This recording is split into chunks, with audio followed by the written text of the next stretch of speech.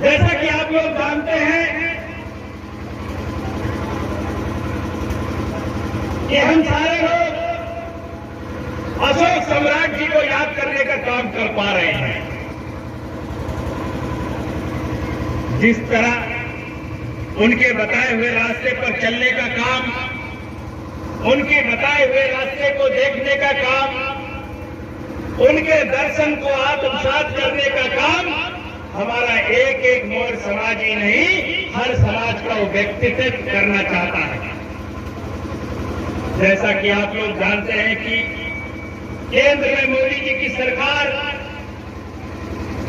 जिसने एक सपना देखा है कि 2047 तक हमारा देश विकसित भारत बने, कहीं न कहीं ये सपना सम्राट अशोक जी का भी था। जब हम अपने महापुरुषों को याद करने का काम करते हैं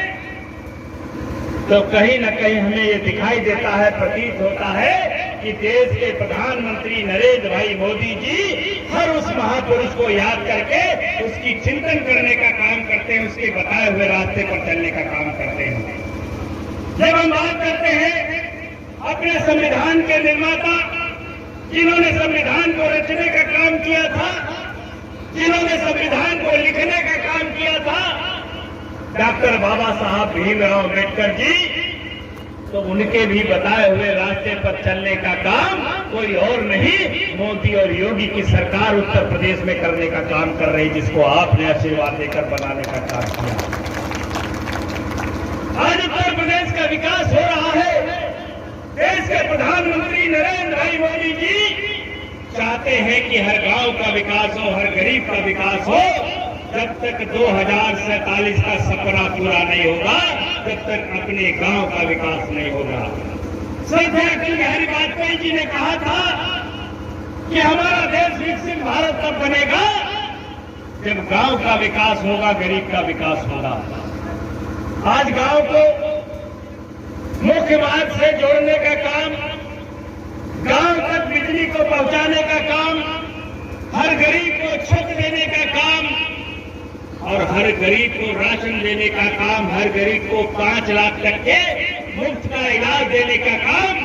हर गरीब के घर में उज्ज्वला गैस का कनेक्शन देने का काम, हर गरीब के बच्चे को शिक्षा देने का काम, स्वास्थ्य की व्यवस्था देने का काम कोई और नहीं, हमारी डबल इंजन की सरकार कर रही, यानी योगी और मोदी की सरकार कर रही है।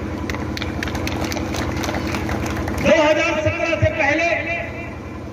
कि अगर हम उत्तर प्रदेश की बात करें तो उत्तर प्रदेश को एक बीमारू प्रदेश कहा जाता था। जब हम कहीं दूसरे प्रदेश में जाते थे और बताते थे कि हम उत्तर प्रदेश के रहने वाले हैं, तो लोग वही कहते थे कि वो उत्तर प्रदेश जहां गुंडा और माफिया रहते हैं। लेकिन 2017 के बाद का उत्तर प्रदेश,